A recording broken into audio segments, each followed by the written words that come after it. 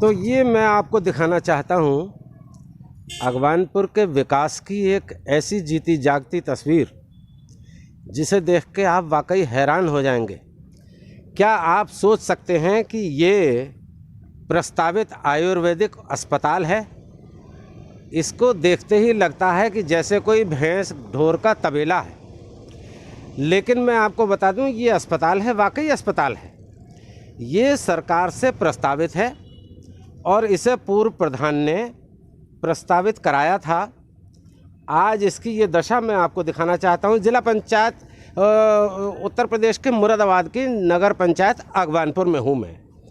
तो मैं अगवानपुर में ये आपको दिखा रहा हूँ। ये आयुर्वेदिक अस्पताल है साहब।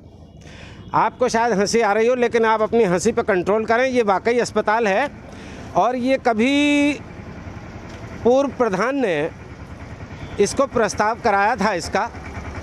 और ये देख रहे हैं आप, ये देखिए भैंसें बन रही हैं। ये आयुर्वेदिक अस्पताल है और इससे भी बड़ी ताज्जुब की बात तो और है। इससे भी बड़ी आश्चर्यजनक बात ये है कि ये होम्योपैथी अस्पताल है इधर। जी हाँ, देखिए ये डॉक्टर मौजूद हैं, मरीज़ बाहर खड़े हैं, डॉक्टर साहब की गाड़ी भी खड़ी है। ये है साहब, ये होम्योपैथी अस्पताल है। आपको हंसी तो नहीं आ रही? अगर आ रही है तो भाई साहब हंसी को रोकिए, क्योंकि ये मैं आपसे मजाक नहीं कर रहा। ये वो जगह है, ये वो अस्पताल की जगह है जो प्रस्तावित है अस्पताल आयुर्वेदिक और होम्योपैथी अस्पताल के लिए। और मैं देखिए मैं घूम रहा हूँ ये लेकर के, चारों तरफ मुझे कोई स्टाफ नज़र नहीं आ रहा। यहाँ पर डॉक्टर के जगह पर ये पर्दे टंगे हुए हैं, अंदर चारा पड़ा है, ये पशु बंध रहे हैं यहाँ पर। ये इसकी हालत क्यों है, ऐसा क्यों है, इसके पीछे क्या कहा जाए? दोष दिया जाए उस प्रधान को जिसने मौजूदा अपने समय में रहते हुए इसका प्रस्ताव पास कराया, या दोष दिया जाए उसके बाद चुने गए प्रधानों और चेयरमैन पर जिन्होंने इस कार्य को आज तक अंजाम नहीं दिया। और आज इसकी ये दुर्दशा देख के आपको क्या, मुझे भी ये लगता है कि ये एक विकास की सिसकती हुई तस्वीर है। ये एक ऐसी विकास की तस्वीर है जिसको देख के आदमी अगर हंसेगा नहीं तो फिर क्या करेगा? ये देखिए, आइए हम बात करेंगे उस समय के प्रधान से, वो इसके बारे में ज़्यादा विस्तार से बता पाएंगे।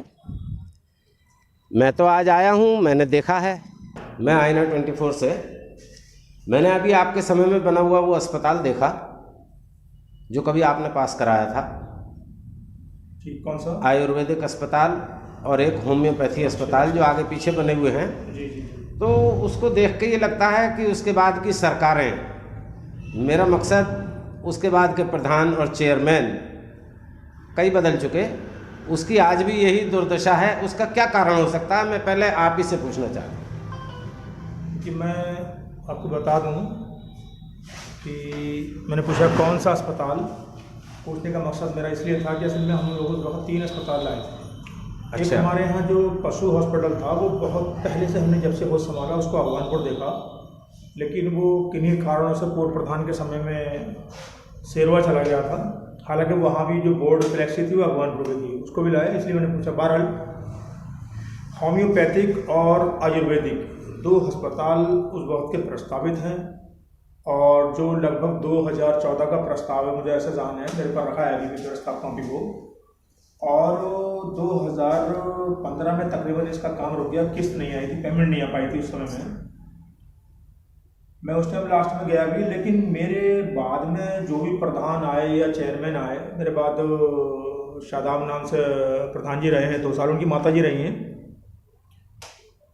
तो उसके बाद में मैंने खुद कहा उन लोगों से कि भाई कुछ काम ऐसे हैं जो रुके हुए हैं, इनकी पैरवी करो आप। लेकिन मुझे लगता है कि शायद एक भी प्रार्थना पत्र, एक चेयरमैन एक प्रधान पहले गुजर चुके, उसके बाद एक चेयरमैन अब हैं, शायद आज तक एक भी प्रार्थना पत्र शासन को नहीं दिया है, प्रशासन को नहीं भेजा है कि भाई इसका पैसा जारी किया जाए। वहाँ शायद आपने देखा होगा कि उसमें भैंस, घोड़े, जी मैं अभी देख के आया हूँ। अच्छा, उपले और पता नहीं कि अस्पताल जैसी जगह में।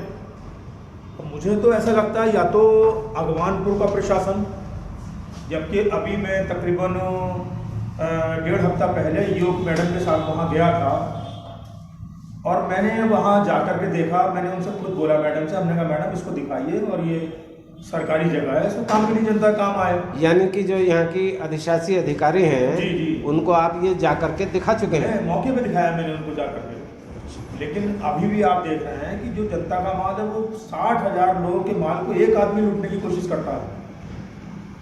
जब हॉस्पिटल्स जैसी जगह जहाँ बनाई जा रही है, जब वहाँ इतनी बड़ी गंदगी और इतना हाल है, और अगवानपुर में शासन हो चाहे प्रशासन हो, आपका कहना है कि यहाँ का प्रशासन, चाहे वो ईओ हो या ग्राम प्रधानी के समय सचिव हो, जी जी जी, उनकी इसमें भूमिका उदासीन रही और बहुत ज़्यादा रही है। जनप्रतिनिधियों की भी उदासीनता मानते हैं आप इसे? बिल्कुल बिल्कुल, क्योंकि पहली जिम्मेदारी अध्यक्ष तो वही होते हैं इसके। जी जी भाई, जो हमारा नगर का शासन या प्रशासन या महानगर का है, उनको पता है कि हमारा पैसा किस समय में कितना कहाँ गया, किस काम के लिए गया है। जी, वो कभी खैर खबर नहीं लेते कि हमने इतना पैसा जन निगम के द्वारा वहाँ दिया था, उस पैसे का अब तक क्या यूज हुआ है, अगर वो आधार में है तो क्यों है। भाई अगर ये चालू होंगे अस्पताल तो पता चला कि आसपास के गांव के लोग 100 लोग गांव से आएंगे, आसपास से 100 लोग हमारे फायदा उठाएंगे। जब लोग यहाँ आएंगे, कोई सब्जी खरीदेंगे, कोई चप्पल खरीदेंगे, कोई जूती खरीदेंगे, तो रोजगार बढ़ेगा इससे। लोगों को जो स्वास्थ्य के लिए पैसा बर्बाद होता है, प्राइवेट डॉक्टर लूटते हैं, उनके पैसे की बचत होगी। हाजी जी, आप मानते हैं कि इन चीज़ों से ही क्षेत्र का विकास होता है? बिल्कुल। और ऐसे कामों को जागरूकता के साथ करना चाहिए जो जनप्रतिनिधि नहीं कर रहे। बिल्कुल करना चाहिए। और मैं विशेष रूप से आपके कैमरे के माध्यम से कहना चाहूँगा कि जो नगर पंचायत की हमारी ईओ हैं वो काफ़ी एक्टिव हैं और पागबड़ा अगवानपुर दोनों देख रही हैं वो। मैं उनसे कहना चाहूँगा विशेष रूप से कि इस पर ध्यान दिया जाए, इसमें जितना भी है उसको खाली कराया जाए और इसका निर्माण कराया जाए। धन्यवाद। आईना 24 से बात करने के लिए आपका बहुत बहुत धन्यवाद प्रधान जी। आपका भी शुक्रिया। और मैं कहना चाहूँगा व्यूअर्स से कि मैंने अभी आपको प्रधान जी की बात सुनवाई, उस कारण पर भी गौर किया जिस कारण से ये आज भी आधी अधूरी तस्वीर विकास की पड़ी हुई है। तो मैं अपने कैमरे के माध्यम से मौजूदा प्रशासनिक अधिकारियों को, चेयरमैन को ये चाहूँगा कि पब्लिक की भलाई के लिए ऐसे कामों को प्राथमिकता के आधार पर उठाएं। ऐसे काम जो कि सरकार, इस समय की जो सरकार है, वर्तमान सरकार, ऐसे कार्यों पर, विकास कार्यों पर बहुत कुछ जागरूक है। ज़रूरत है तो सिर्फ जागरूक प्रतिनिधियों की। आईना 24 से मैं नीरज भटनागर।